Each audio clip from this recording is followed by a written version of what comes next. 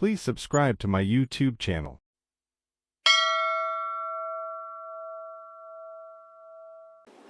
தில்லை அம்பலத்தை வாழ்கின்ற உமைபாகன் பொற்பாதம் போற்றி வணங்குவோம். திருச்சிற்றம்பலம்.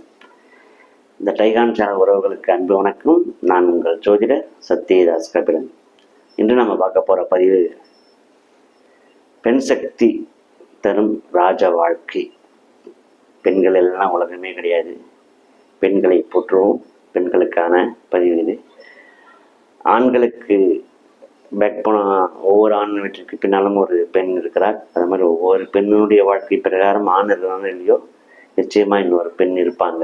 அப்படின்றது பெண் சக்தியை போற்றும் ஒரு பதிவு இது. பெண் சக்தி யோகம், ராஜயோகம், ராஜ வாழ்க்கை தருமானா நிச்சயமா தரும்.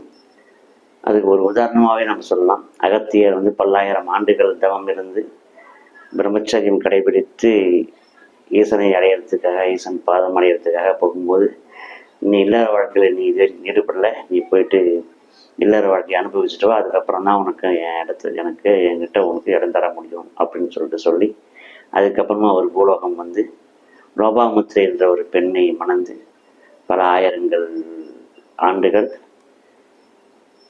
இல்லறத்தில் ஈடுபட்டு அதுக்கப்புறமா தான் அவர் இறைவனிட போய் ஐக்கியமானார். அப்படின்றது நமக்கு புராணம் சொல்லும் ஒரு உண்மை. அதனால் இல்லறம் இல்லாத நல்லறம் இல்லை அப்படின்ற ஒரு தத்துவமும் அப்படிதான் வந்துச்சு.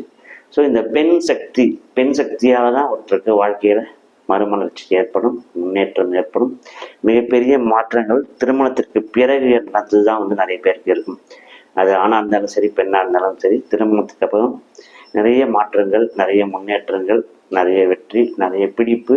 வாழ்க்கைன்னா என்ன, குடும்பம்னா என்ன, அதனுடைய தத்துவம் என்ன, நம்ம எல்லா வித சுகபோகங்களையும் அனுபவங்களையும் பெறுவதற்கு இல்லறம் ரொம்ப முக்கியம். அந்த இல்லறத்தில் பெண்களால் ஏற்படும் நன்மை அப்படின்றது தான். அதை பற்றி தான் இப்போ நம்ம பார்க்க போகிறோம். அது ஆணுக்கும் சரி, ஆணுக்கு பெண் உதவியும் சரி, பெண்ணுக்கு பெண்ணே பேருதவியும் சரி, பெண்களால் தரும் யோகம் என்ன அப்படின்றத பார்ப்போம். நம்மளுடைய ஜாதக அமைப்பில் அதுக்கான யோகங்கள் என்னென்ன இருக்குது அப்படின்றத பார்ப்போம். பொதுவாக பெண் கிரகங்கள் அப்படின்னு சொல்லிட்டு நம்ம நவ கிரகத்தில் முக்கியமான 2 கிரகங்கள் சொல்லுவாங்க. சந்திரன், சுக்கிரன். இந்த 2 பேருமே பெண்மையை போற்றும் பெண்ணுக்கான கிரகங்கள். பெண்மைக்கான ரிலேட்டிவ், பெண் சம்பந்தப்பட்ட விஷயங்கள் நமக்கு எப்படி அமையும் அப்படின்றது நம்மளுடைய ஜாதகத்தில் சந்திரனும் சுக்கிரனும். அவர் சந்திரன் வளர்பிரியோ தேய்பிரியோ செகண்டரி. சந்திரனும் சுக்கிரனும் தரும் அமைப்பு தான். அவங்க தான் இந்த பெண்ணால் நமக்கு யோகம் ஏற்படும் அப்படின்ற ஒரு அமைப்பை நம்மளுக்கு கொடுக்குறாங்க. பெண் யோகம் இல்லாமல் வாழ்க்கை முழுமையை அடையாது. அதை புரிஞ்சுக்கணும். ராசிலேயே 12 ராசிகளையுமே ஆண் ராசி 6, பெண் ராசி 6ன்னு 2 பிரித்து வச்சுருப்பாங்க.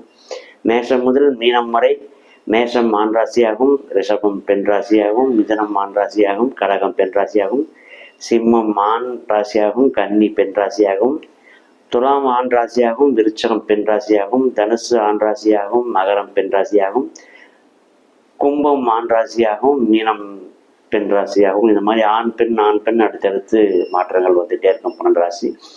ஸோ இந்த பெண் ராசிகள் நான் சொல்லக்கூடிய அந்த ரிஷபம், கடகம், அந்த அமைப்பு இருக்குது பார்த்தீங்களா, அந்த வரிசையில் நமக்கு இந்த சந்திரனும் சுக்கிரனும் நல்ல நிலையில் இருந்தாங்கனாக்கா, ஆட்சி பெற்று இருந்தாங்கனாக்கா, ஆட்சியோ உச்சமோ பெற்று இருந்தாங்கனாக்கா, நமக்கு பெண்களால் நம்மளுக்கு லாபம் வரும். அது ஆணாக இருந்தாலும் சரி, பெண்ணாக இருந்தாலும் சரி.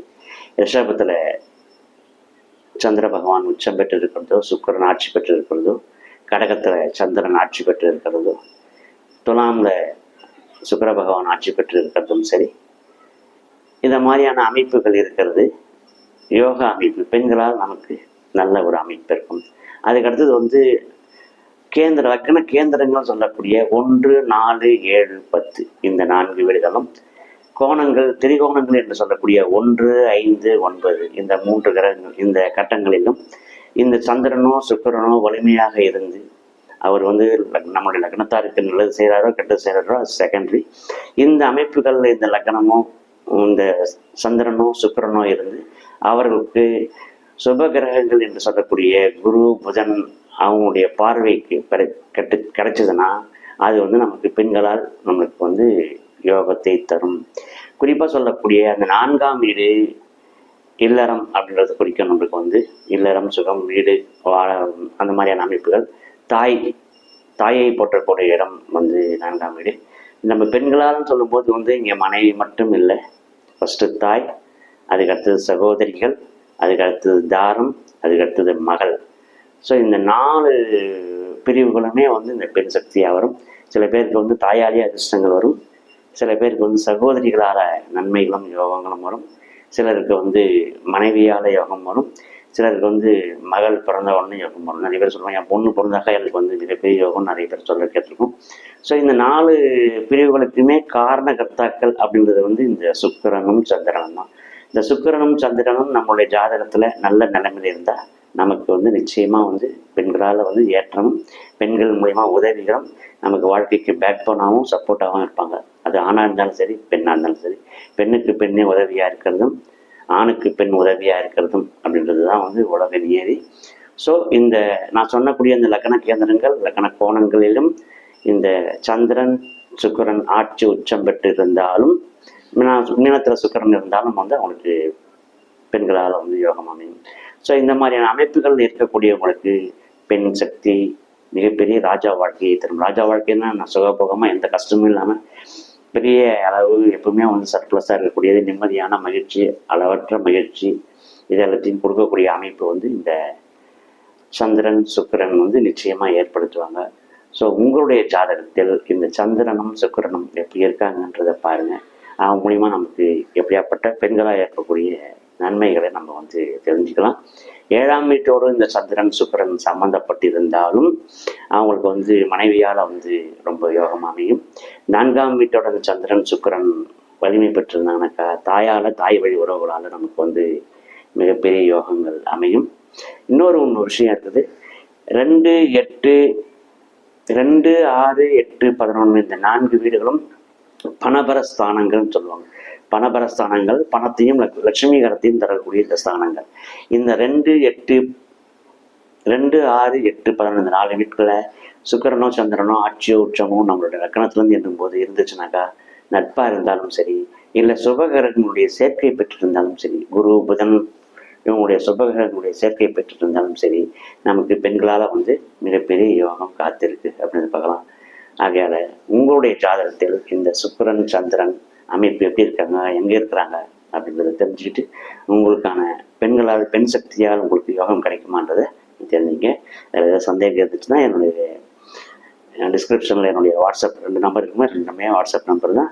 உங்களுடைய ஜாதகத்தில் பெண்களால் உங்களுக்கு யோகம் இருக்குதா இல்லையான்றதை என்கிட்ட நீங்கள் முற்றிலும் இலவசமாக தெரிஞ்சுக்கலாம், இலவச ஆலோசனை பண்ணலாம். இந்த வீடியோ உங்களுக்கு பிடிச்சிருக்குன்னு நினைக்கிறேன். மேலும் பல வீடியோக்களை நம்ம இனிமேல் அடிக்கடி சந்திக்கலாம். நன்றி, வாழ்த்துக்கள், வாழ்க வளமுடன். இந்த சேனலை வந்து சப்ஸ்கிரைப் பண்ணுங்கள், லைக் பண்ணுங்கள், நண்பர்களுக்கு எடுத்து சொல்லுங்கள். நீங்கள் எந்த அளவுக்கு சப்ஸ்கிரைப் பண்ணுறீங்களோ அந்தளவுக்கு எங்களுக்கு வளர்ச்சி. எங்களுடைய செலவு நீங்கள் எந்த அளவுக்கு குறைக்கிறீங்கன்னா நம்மளை அதிகமாக வந்து வீடியோ போடுறதுக்கான வசதிகள் இருக்கும். நிறைய பல நல்ல விஷயங்களை கருத்துக்கள் உங்கள் கூட ஷேர் பண்ணிக்கிறதுக்கு எங்களுக்கு வாய்ப்பாக அமையும். நீங்கள் அதுக்கான முயற்சி எங்களுக்காக உதவி பண்ணுங்கன்னு நம்புகிறேன். வாழ்த்துக்கள், வாழ்க வளமுடன்.